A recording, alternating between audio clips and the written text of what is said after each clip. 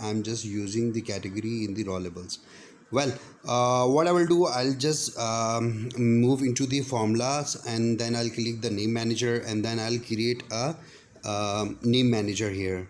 So I just put the formula here, and I'm just giving the name. It's up to you, whatever the name you want to give, you can give. It's up to you totally.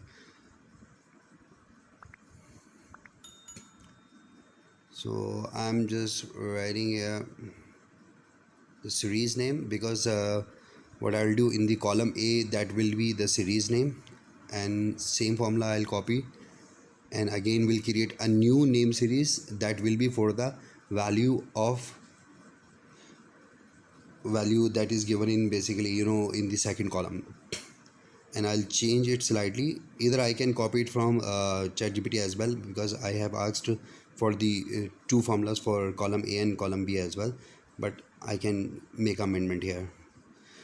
So these two name series have been created. What I'll do, simply I'll just create on the chart, and in the current scenario you can check it out when I click over the chart. So it just show me the area only just available in the till raw number till raw 7. Okay, first I will just off the grand total for the rows and column.